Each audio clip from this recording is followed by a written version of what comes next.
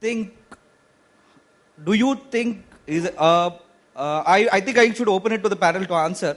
But in one sense, do you think it's so easy for us to take on the customer there on the Facebook and say, I'll sue you if you don't kind of take back this post? I think, I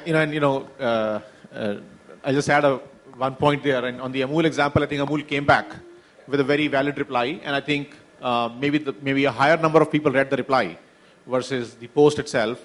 And I think what Apurva was saying earlier, that in today's age, you can't be dishonest as a brand. You have to be absolutely open and direct and tell how it is.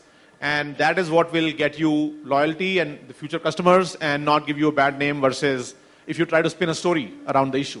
And if there's an issue, you admit it, solve it.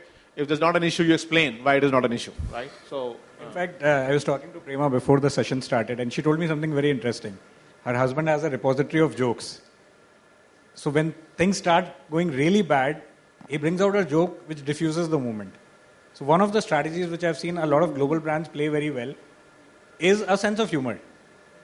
So if Airtel sucks, respond in humor and say that yes, this is a challenge which we are going through, and it's a great suggestion that instead of reducing the bandwidth, we should maybe switch you on an incremental plan.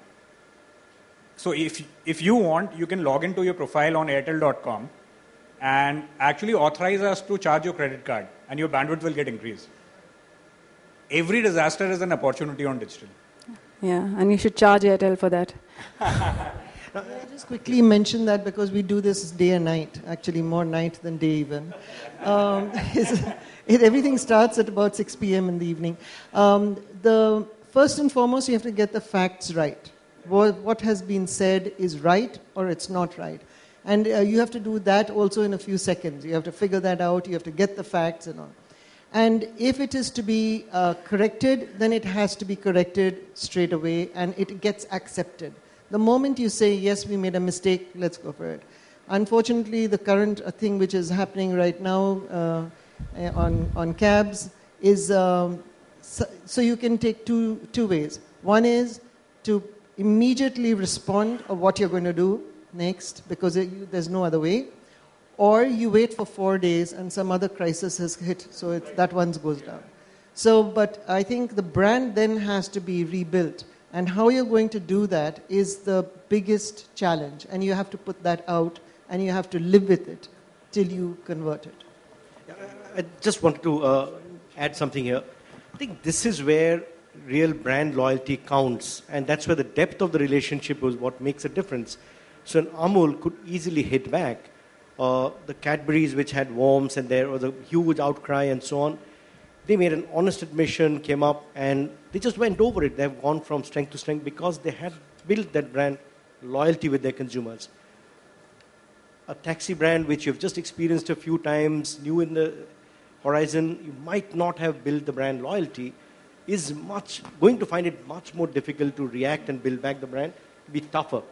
But with a stronger brand loyalty, and that's where really brand loyalty counts, and that's why it doesn't change in the digital world. The facts remain. If you have really invested in depth of relationship, then you are able to withstand such calamities, and you just move on by being authentic. But you're able to move on because your brand loyalty is high. So that answers your question. Any more question? One more question. Yes, Yamini, go ahead. Hi. Since we're talking about relationship building and consumer connect and brand loyalty, you've all presented some brilliant insights, very thought-provoking insights on digital. But what is your take on experiential marketing, if you could share that? And where exactly on the marketing plan of marketers is experiential sitting right now as far as marketing spends are concerned? So Yamini takes care of experiential marketing under the Exchange for Media banner. Yes, would like to address this? It was her getting in the experiential question, whatever the topic. No. So I think a great example of, and I'll bring it back to the digital topic, therefore. Coke, one of those brands with very, very strong brand loyalty, uses digital medium doesn't feel threatened by digital, but uses digital for experiential marketing by examples like the hand touching across India and Pakistan, or even the Coke studio is an experiential way of getting a brand across. And all of these brands are therefore using experience in the digital world to build further loyalty.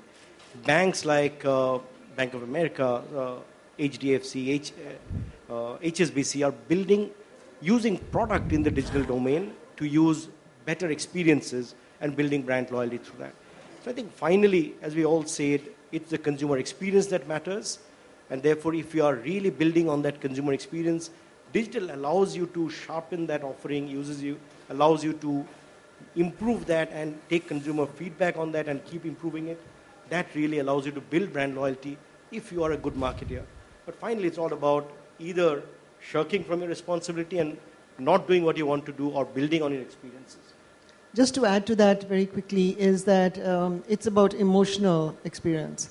And if you look at the videos these days, and if you look at, not to just be opposite of Coke, but Pepsi, back to school and things like that, they are very warm, very wonderful, and you'll see more and more of these very warm, nice, fuzzy. Yes, exactly. And yeah, going home on Diwali. So I think, and Kit Kat one. And I think these are all the experiential ones where you really feel nice and you will purchase. That's a very, very strong opportunity. A quick one. So, see, experiential marketing is very useful and relevant and important when either you have a new story to tell, as Prema said, emotional story, or new categories where you have to educate the consumers about a new category or some new usage. I'll give you 2 examples. In B2C, so air fryer, you can fry without oil, but you can't just sell it only through TV commercial. So at multiple points at shops, we had to set up a stall and show people how to do it and then feed them the food. And that's proof of the pudding. Take LED lighting. Now, we can never explain lighting through a print ad or a TV ad and make people go and buy our LED lighting. So we have opened close to more than 100 exclusive light lounges where people can go and experience. So that's experiential marketing. Even take B2B marketing. So when even you are selling a multi-million-dollar medical equipment, what often happens is that you take your prospective customer to other customer site and let them see the equipment in operation, make them talk to your previous customer who is satisfied and happy, and his experience is transferred on to the prospective customer. That's also experiential marketing. So I'm giving you 3 examples of why experiential marketing is important in B2B, and it's supremely important when you have to educate consumers in new categories. Wow, Yamini, so you've got good content for your site now, yeah? Thank you all. I think on that note, we shall wrap up this wonderful panel discussion.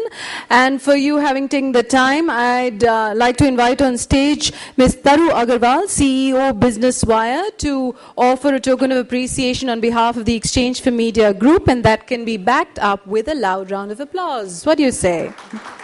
Thank you.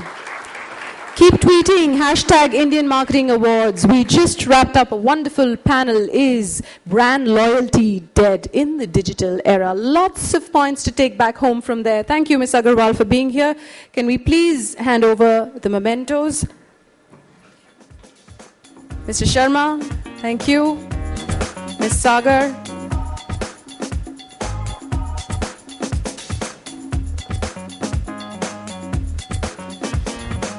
Mr. Chamaria, Mr. Bhanja, and of course, Mr. Sandeep Aurora. Thank you all for taking the time and sharing your insights on this very pertinent topic.